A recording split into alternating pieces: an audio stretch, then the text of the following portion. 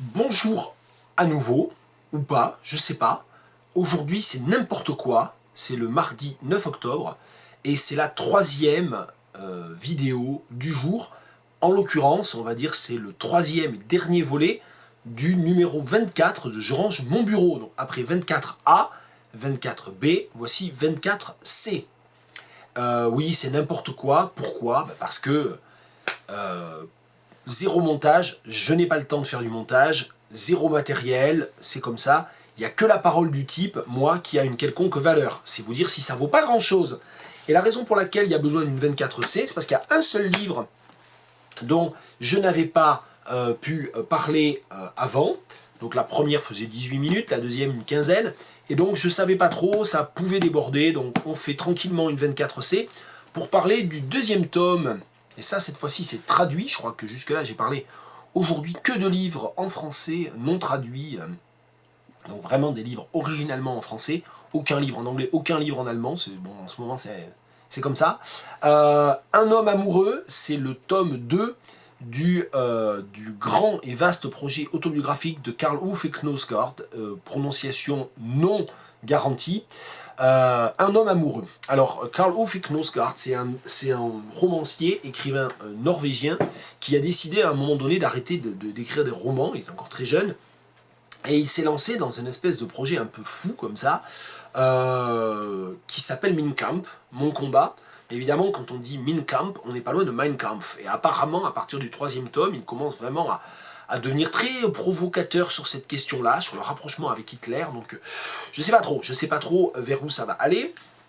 En tout cas, l'an dernier, mon épouse et moi, on avait lu le premier tome qui s'appelle La mort d'un père. Donc, je crois que tout est traduit par Marie-Pierre Fiquet, je le dis avant d'oublier, la traductrice, hein, Marie-Pierre Fiquet, qui a bien du courage, parce que c'est quand même des gros pavés. 700 pages en folio pour celui-ci, le précédent est à peine moins long. Et on avait beaucoup aimé parce que c'est très déroutant ou très dérangeant. Finalement, si on résume, qu'est-ce que raconte La mort d'un père? Il raconte la façon dont, à la mort de son père, son frère et lui se sont retrouvés à devoir nettoyer et vider la maison. Bon, expérience malheureusement très commune à beaucoup de gens. Et là où c'est un peu particulier, c'est que son père était totalement alcoolique, vivait avec la grand-mère, donc avec sa mère à lui, et qui laissait faire un peu n'importe quoi, ou qui n'était pas en mesure d'empêcher qu'il fasse n'importe quoi. Et en fait, il retrouve donc les deux frères, les deux fils du père, retrouvent cette maison dans un état épouvantable, totalement dégueulasse, en fait, avec des débris de bouteilles partout, tout crasseux, bon, avec même de la merde, enfin vraiment, c'est absolument hallucinant. Des vêtements collés d'alcool, de pisse, enfin bon, vraiment, c'est apocalyptique. Et en fait, le livre parle de ça pendant 600 pages. Il parle du nettoyage. En parlant du nettoyage, il n'arrête pas de faire des flashbacks, des analepses, sur des moments de l'enfance. Donc voilà, donc un dispositif relativement habituel, mais on se dit, mais enfin quand même, personne ne peut lire 600 pages dans lesquelles quelqu'un raconte comment il nettoie la maison dégueulasse de son père à la mort de celui-ci, et en revenant en arrière. Eh bien en fait si, c'est ça qui est étonnant, c'est que c'est fait d'une telle façon que c'est très prenant, et qu'on se retrouve pris dedans, et c'est pas seulement des petites histoires comme ça personnelles de quelqu'un qui vit sa vie dans un coin du monde, en Norvège en l'occurrence, et ça peut pas intéresser qui que ce soit. Non, au contraire, c'est vraiment, c'est passionnant un peu de la façon dont, je vais dire, allez, je vais prendre deux exemples différents et qui vont pas du tout donner l'idée de ce que c'est, mais qui moi me permettent de formuler ça. Ces vidéos sont faites pour moi aussi et avant tout. Ça n'interdit pas de regarder, ça n'interdit pas de commenter, ça n'interdit pas de s'abonner. Mais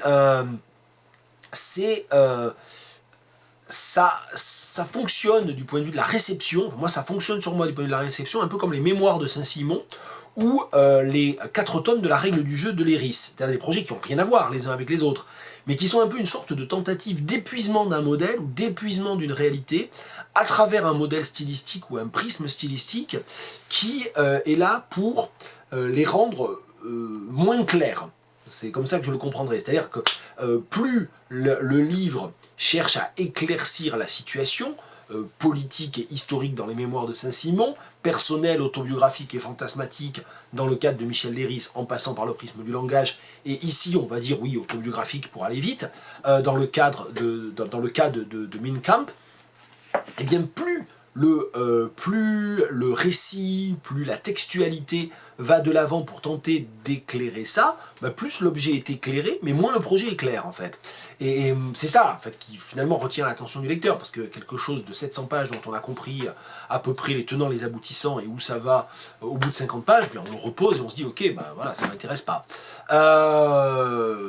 Si Proust, tiens pour prendre un autre exemple de grands projets fleuves comme ça, si Proust était résumable à la dualité temps perdu, temps retrouvé, bon, personne ne le lirait en fait. Donc voilà, le blonk blonk qu'on vient d'entendre, c'est que les deux premiers films sur une autre carte SD ont fini de se télécharger sur l'ordinateur. Bien, voilà, donc ça c'est le projet. Et donc dans Un homme amoureux, c'est pour expliquer comment ça fonctionne du point de vue de la structure. Un homme amoureux commence allez je vais dire en 2008, je sais pas quand. Alors déjà, c'est le tome 2, et c'est bien écrit, 3e partie. Pourquoi? Parce que j'ai pas pu vérifier, parce que La mort d'un père est à Agetmo, il n'est pas ici à Tours. Mais je pense qu'effectivement La mort d'un père est en 2 parties. Et donc du coup ce tome 2 commence déjà par 3e partie. Donc on est tout le temps dans des espèces comme ça de décalage qui font qu'on ne sait pas très bien où on est dans une structure qui est censée être au contraire très neutre. Et donc ça commence comme ça. 29 juillet 2008. L'été a été long, il n'est pas encore terminé. J'ai achevé le premier livre de mon roman le 26 juin et depuis cette date, depuis plus d'un mois, plutôt que mettre Vania et Heidi au jardin d'enfants, nous les avons gardés à la maison avec le regain d'intensité que ça implique au quotidien. S'ensuit une dizaine de pages, je crois, dans lesquelles, j'ai lu ça en à peu près une semaine en lisant d'autres choses à côté, notamment un certain nombre des livres dont je parle dans le 24A et le 24B, donc avec quelques interruptions, j'ai lu ça en 10 jours, une dizaine de jours. S'ensuit donc une dizaine de pages dans lesquelles il parle de cette journée du 29 juillet 2008, dans laquelle il décrit en fait la situation familiale comme complètement cataclysmique. 2 parents complètement débordés, avec des enfants qui font n'importe quoi, eux qui sont hystériques, qui gèrent rien, qui ont l'impression de rien gérer, d'être bouffés par leurs enfants. Bon, 3 enfants, jeunes, hein, on n'a pas nécessairement les âges, mais enfin c'est 6, 4 et 1, enfin aussi, voilà, enfin, c'est vraiment tous les 3 des petits-enfants. Et par un système de flashback qui est toujours extrêmement discret, c'est-à-dire on est obligé de revenir en arrière, de se dire, mais attends, à quel moment il a décroché?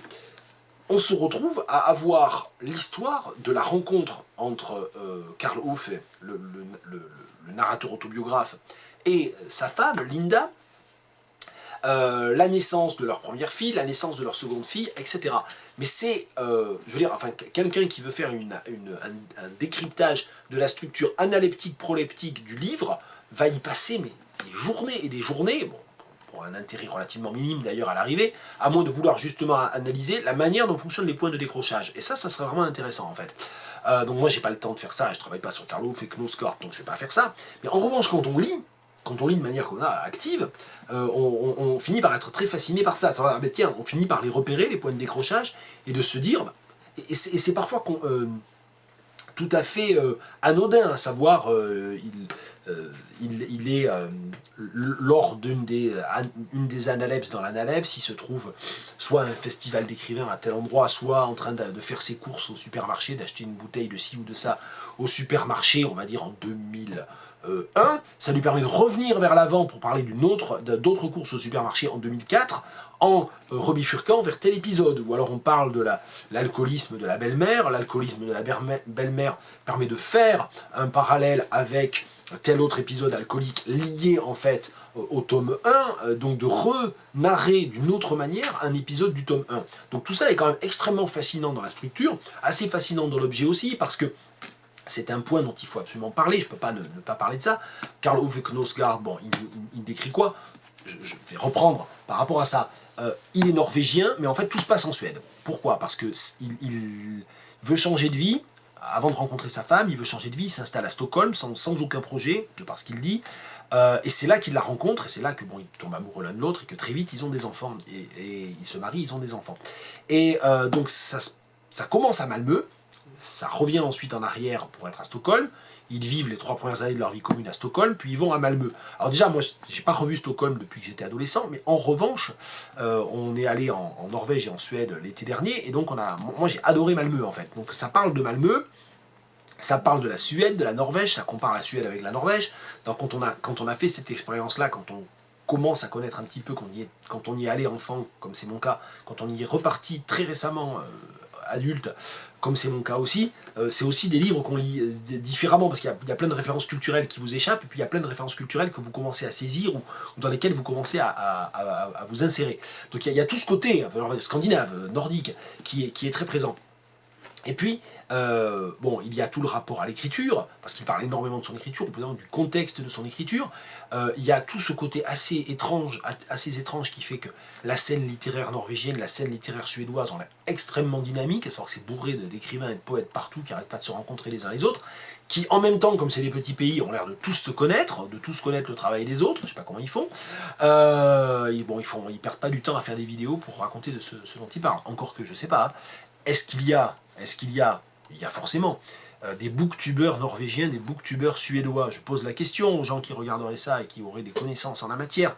J'ai au moins une amie qui est aussi un contact Facebook, qui aussi parfois regarde mes vidéos, Corinne François Denève, avec qui j'ai échangé un petit peu sur Karl Ove Knausgaard, puisqu'elle m'a dit qu'elle s'était arrêtée au tome 3, elle n'en pouvait plus en fait.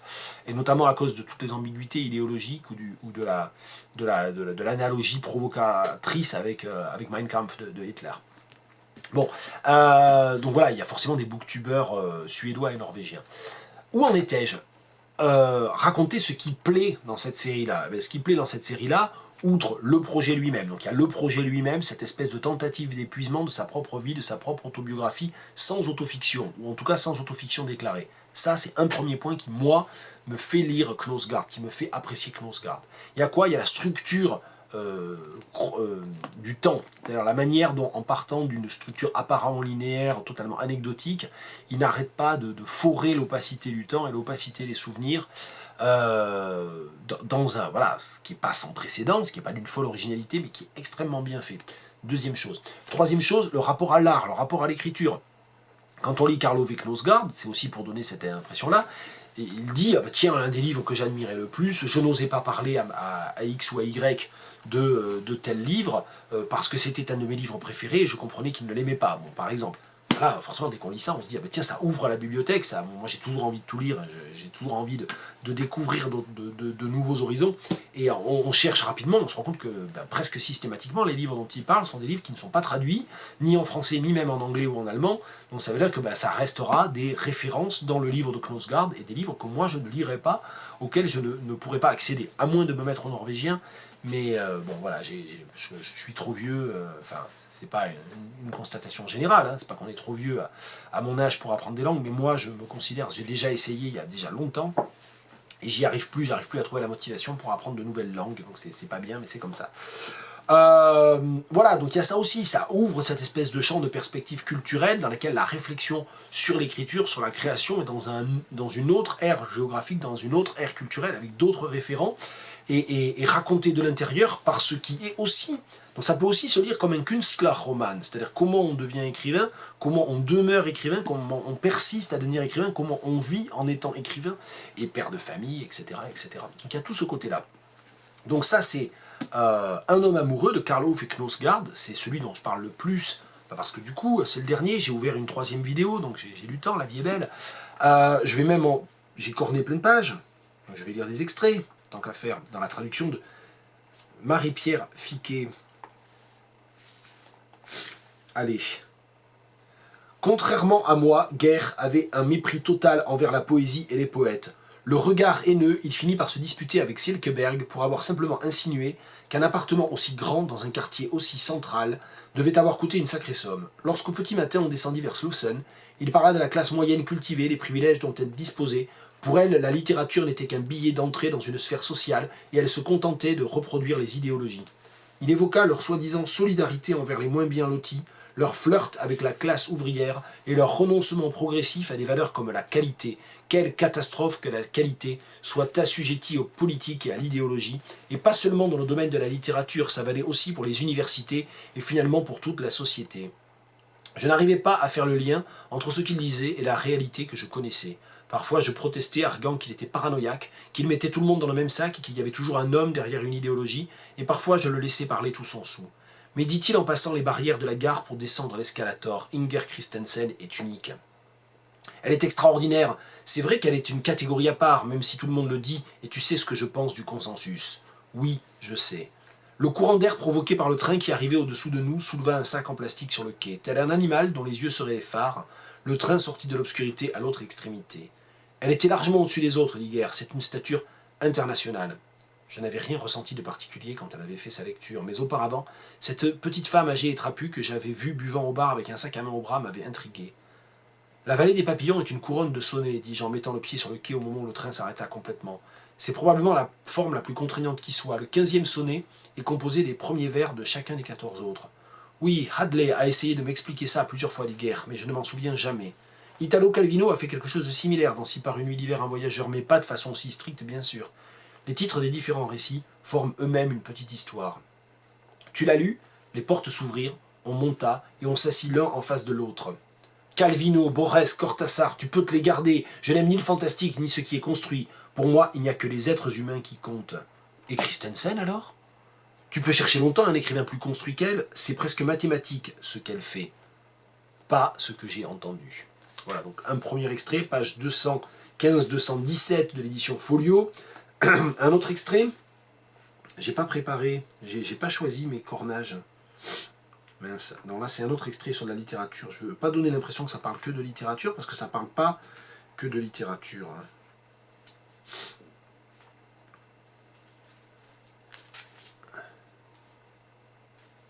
Tiens, à propos d'un personnage, enfin d'une personne du coup, il n'était pas non plus vrai, qui parle de quelqu'un, il n'était pas non plus vrai dans le sens où ce qu'il disait ne correspondait pas forcément à ce qu'il pensait, et ce qu'il faisait à ce qu'il voulait, mais qui y parvient? Les personnes qui disent systématiquement ce qu'elles pensent, sans s'adapter à la situation, existent, mais elles sont rares. Je n'en ai rencontré que 2, et chaque fois qu'elles sont au contact des autres, c'est incroyablement tendu. Non pas parce que les gens ne sont pas d'accord et commencent à discuter, mais parce que leurs propos excluent tous les autres. Cet aspect totalitaire se retourne automatiquement contre eux, et ils sont taxés de rigidité et de petitesse, indépendamment de leur véritable nature, qui est dans les deux cas, et à ce que je peux en juger, fondamentalement aimable et généreuse.